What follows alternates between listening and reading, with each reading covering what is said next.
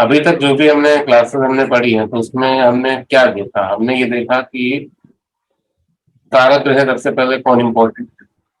ठीक है, जब हमने मातृ सुख की बात करी तो हमने देखा कि वहां पर हम मून का डिस्कस कर रहे हैं, है ना। पितृ सुख का बात किया तो हमने वहां पर फादर के लिए हमने सूर्य सन को हमने डिस्कस किया। फिर सेकंड स्टेप में हम क्या करते हैं कि रिलेवेंट हाउस को हम लोग देखते हैं। पहले मून से फोर्थ हाउस लॉर्ड देखा हमने। तो फादर के लिए हम बात करते हैं तो सूर्य से नाइन्थ हाउस लॉर्ड हम। उसके बाद उससे रिलेटेड जो भी योग बनते हैं कुंडली में उसके अकॉर्डिंग हम लोग प्रोडिक्शन करते हैं। ये हमने लास्ट सेशन क्लास 2 सेशन में हमने कवर किया था। सेम ऐसे ही जब हम एजुकेशन की हम लोग बात करेंगे तो वहां भी हमारा सेम पैरामीटर चलता है। एजुकेशन के कारक कौन है? तो एजुकेशन के लिए सबसे इंपॉर्टेंट प्लैनेट हमारे लिए हो जाते हैं बुध और गुरु, बृहस्पति, मर्क्यूरी एंड जुपिटर। जो एकेडमिक नॉलेज है, जो इंटेलिजेंस अब हम बात करते हैं ना, इंटेलिजेंस, बुद्धिमत्ता, ये सब चीजें कौन बताता है? मर्क्यूरी, बुध। जुपिटर आपका नॉलेज, आपका विजडम, ये जुपिटर से आना है। ये दोनों की वजह से हम बोलते हैं कि पर्सन एजुकेटेड है। एजुकेशन, आज के टाइम में एजुकेशन बात करते हैं तो हमें चाहिए सिर्फ मार्क्स, स्कूल्स के एक फॉर्मल एजुकेशन हो जाए। अगर आपको इतना जज करना है तो वो मर्क्यूरी इज इनफ। पर जब हम बात करते हैं रियल एजुकेशन, वो एजुकेशन जो आपके लिए एक अपलिफ्टमेंट का काम करता है, जो आपकी उन्नति करता है, ठीक है, ओवरऑल डेवलपमेंट। एजुकेशन का एम सिर्फ इतना नहीं कि आप आगे यही एजुकेशन हम यूज करेंगे आगे जब हम प्रोफेशन की बात करते हैं तब भी, है ना। तो प्रोफेशन किस प्रोफेशन का, उसका कौन सा एरिया होगा, that also depends upon education, है ना। बट उसमें भी वेरिएशन है कि एजुकेशन में पढ़ता आदमी कुछ और है, आगे जॉब कुछ और करता है। तो ये सब चीजें हमें इसमें समझनी है। तो मेन जो हमारे जो कारक प्लैनेट होंगे इसके अंदर ना, वो है हमारे बुध और गुरु, बृहस्पति। अब आपको ये समझ में आ गया कि बुध और बृहस्पति हमारे एजुकेशन के लिए हो गए, तो एजुकेशन में रुकावट कौन देगा? इनके एनिमीज देंगे। ठीक है, तो मंगल बुध का एनिमी है हमारे इस नाड़ी सिस्टम में। तो मंगल और बुध जब मिलेंगे तो ये ट्रबल दे सकता है, ये रुकावट डाल सकता है एजुकेशन। ये बिल्कुल आप लोग मन में एक बैठा लो, ठीक है। एजुकेशन का मतलब मर्क्यूरी एंड जुपिटर, ठीक है। इनके एंटी प्लैनेट कौन से हैं? बुध के लिए हो गया मंगल। मंगल आएगा तो वो ट्रबल देगा एजुकेशन में, ठीक है। सेम ऐसे केतु, केतु और मंगल मिलेंगे बुध के साथ तो वो फॉर्मल एजुकेशन में दिक्कत देंगे उसको। हो सकता है उसके इंटेलिजेंस लेवल में भी फर्क पड़े। दो प्लैनेट और हैं, सैटर्न और राहु। ये दो प्लैनेट ऐसे हैं जो कि एजुकेशन को स्लो डाउन कर सकते हैं या उसको कम एजुकेशन देंगे, लेस एजुकेशन। ठीक, तो ओवरऑल हमारा रूल क्या बना इसमें? हमको देखना है आपका बुध,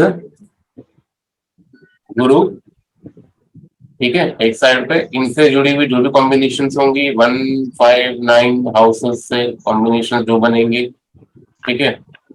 7th हाउस में कॉम्बिनेशन बनेगा, 3, 11 का कॉम्बिनेशन बनेगा, तो उसके अकॉर्डिंग आप उसके एजुकेशन के बारे में बताओगे।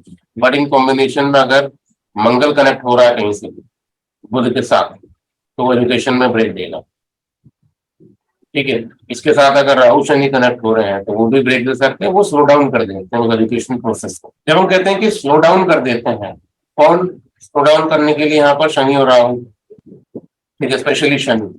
इसलिए शनि शनि शनि क्यों करेगा स्लो डाउन? बिकॉज सर वो स्लो प्लैनेट है, स्लो प्लैनेट है, ठीक है। तो आई थिंक मैंने वो इंग्लिश वाले बिगिनिंग क्लास में हमने बात करी थी ना, वो मंदबुद्धि योग के बारे में। सर काफी लंबी डिस्कशन हुई थी। ध्यान नहीं होगा ना। अब एजुकेशन का टॉपिक है तो वो योग को हमें समझना जरूरी है। और ये आपको समझने के ये भी समझ में आएगा कि वो योग हम लोग कैसे हम लोग स्टडी कर रहे हैं।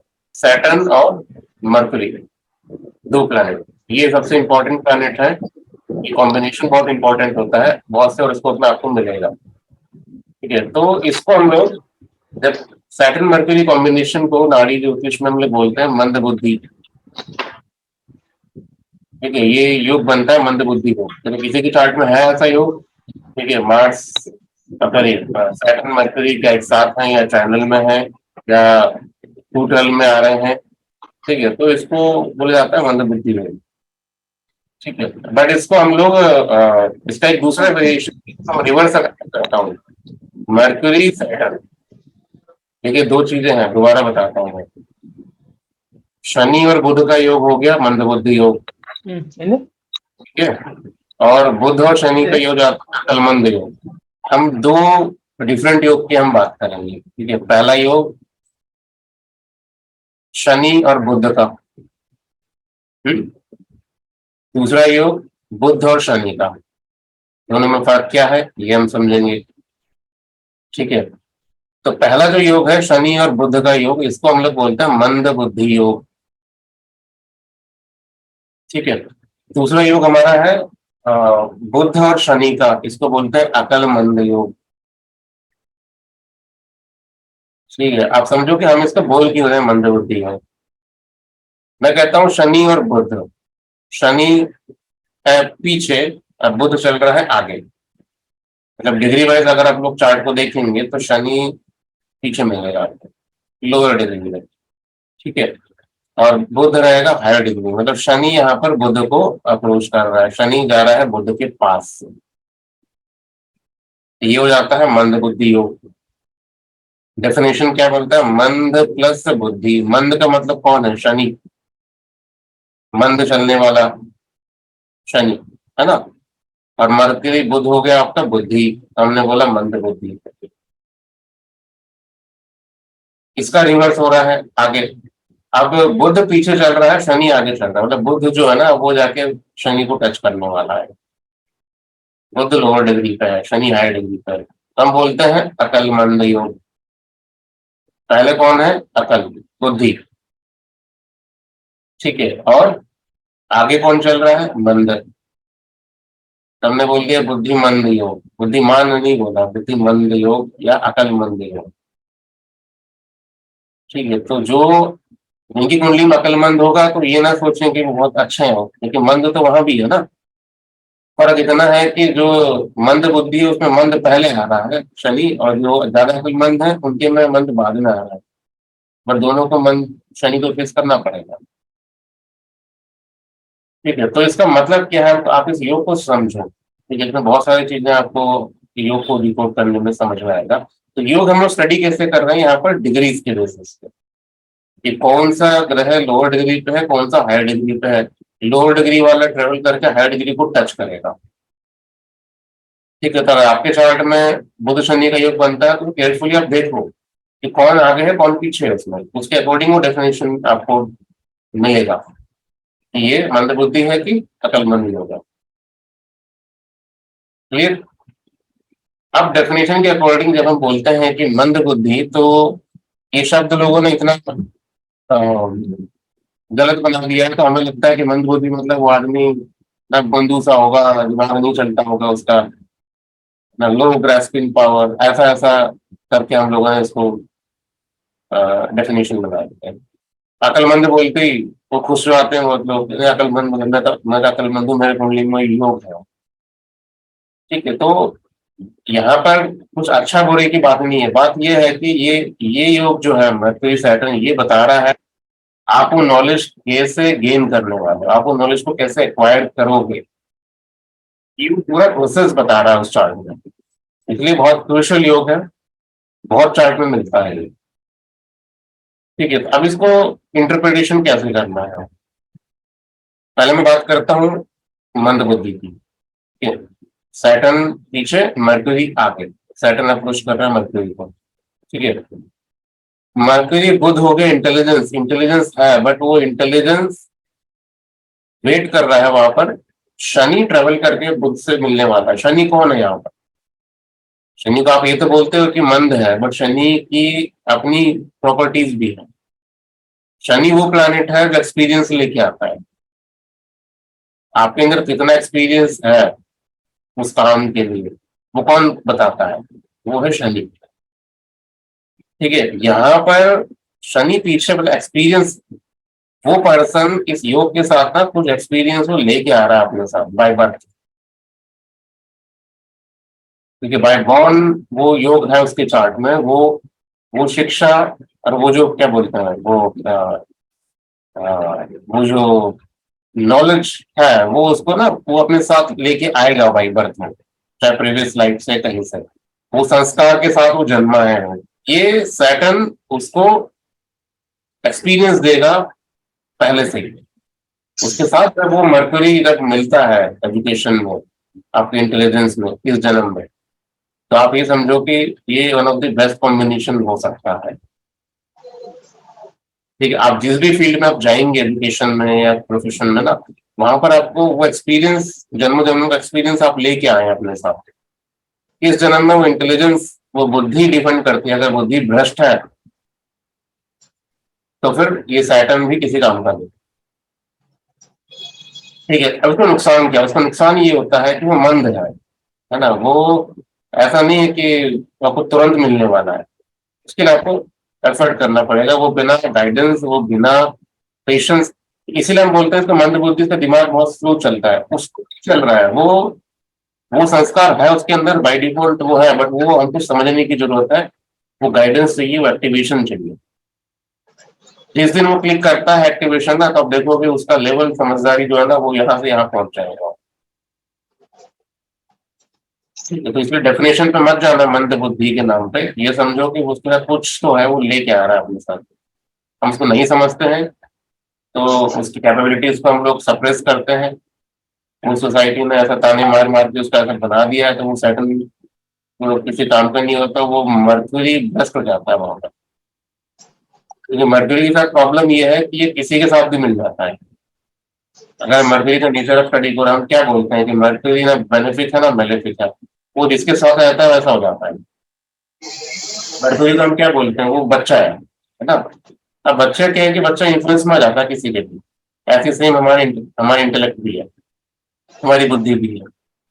अच्छे लोगों तो संगत में रहोगे तो वो बुद्धि अच्छी बनती है, तब तो वो सैटर्न जो आ रहा है पीछे से आपको ना, वो देगा बहुत कुछ। ठीक है, बट अगर आपकी इंटेलेक्ट ही करप्ट हो गई, आप भ्रष्ट हो चुके हैं, उस सोसाइटी ने आपको ऐसा भ्रष्ट कर दिया है आपके माइंडसेट को, तो फिर वो ये योग सबसे वर्स्ट कॉम्बिनेशन है आपके साथ। आपकी लाइफ का, जीवन का जो पहला एजुकेशन स्टार्ट होगा ना, वो इसी योग से शुरू होगा। इसके अपोजिट एक और योग बनता है, वहां है कि मरकरी मिल रहा है सैटर्न से, है ना। वो अकल मिल रहा है मंद के साथ आगे।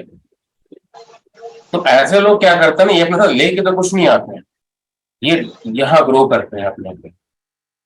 इन लोग को यही मेहनत करनी पड़ेगी, वो इंटेलेक्ट इनको इतना आपको डेवलप करना पड़ेगा। वो उस इंटेलेक्चुअल एबिलिटीज की वजह से वो ऐसे लोगों से मिलते हैं, वो एक्सपीरियंस गेन करते हैं विद टाइम। तो इनका पूरा जो लाइफ चलेगा ना, वो इनके खुद के इंटेलिजेंस पे चलेगा। वहां पे प्रकृति इनके साथ नहीं देगी, ना इनको कोई संस्कार से कुछ मिलना है एजुकेशन के नाम पे। ये खुद डेवलप करेंगे ये लोग अपने साथ। ये मर्क्यूरी लोअर डिग्री पे है, मान के चलते हैं 10 डिग्री पे, हाँ जी, और साइड 15 डिग्री पे है।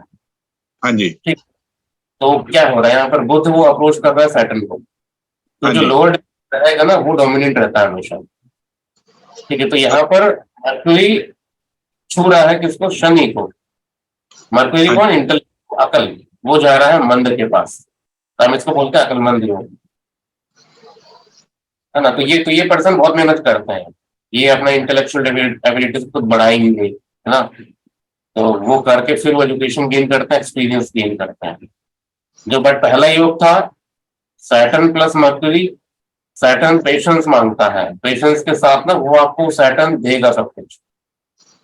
ये लोग अपनी इंटेलिजेंस ना यूज करें ज्यादा अच्छा होता है।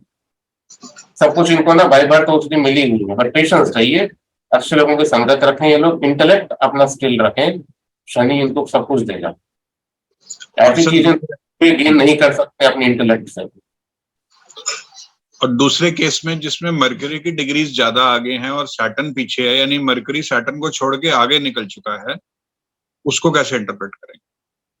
वही मैंने वही वही बोल रहा ना, उसी को हम लोग बोलते हैं मंद बुद्धि, है ना। अच्छा, क्योंकि वो मंद आ गया ना, इसको स्टडी कैसे करोगे, सैटर्न पीछे बुध आगे। सैटर्न को हम हाँ बोलते हैं मंद मंद गति, है ना। और हाँ जी, बुद्धि को मरकरी। तो शनि पीछे बुध आगे है, शनि अप्रोच कर रहा है। शनि कौन है, पेशेंस। शनि है वो नॉलेज, वो जो आपको मिला है आपके पूर्व जन्मों से, संस्कारों से, सब कुछ आप लेके आ, कलेक्टिव, शनि है ट्रेडिशनल नॉलेज। तो ज्योतिषी अगर आपको बनना है ना, तो ये सैटर्न मर्क्यूरी कॉम्बिनेशन बहुत अच्छा है, क्योंकि वो आपको देता है वो ट्रेडिशनल अप्रोच, वो आपको देता है आपके जन्म जन्मांतरों तक जो आपने सब कुछ गेन किया है ना ट्रेडिशन में, आपके गुरुओं से, पूर्व जन्मों के गुरुओं से जो मिलता है वो शनि आपको सब देगा इस जन्म में। बट उसको लेने के लिए आपको बुद्धि स्थिर रखनी होगी। यहाँ पर जो सबसे इंपॉर्टेंट प्लैनेट है ना वो हो जाता है बुध। शनि को तो अपना काम करना है कुछ भी, जो बुध जैसा रहेगा, मरकरी जैसा आप मैनेज करोगे, वो डिसाइड करेगा कि आप क्या बनने वाले हो आगे। इसलिए मरकरी बहुत इंपॉर्टेंट प्लैनेट हो जाता है एजुकेशन इंटेलिजेंस के मामले में। ठीक है, तो ये दो योग है, क्रूशियल योग, स्टडी करें केयरफुली।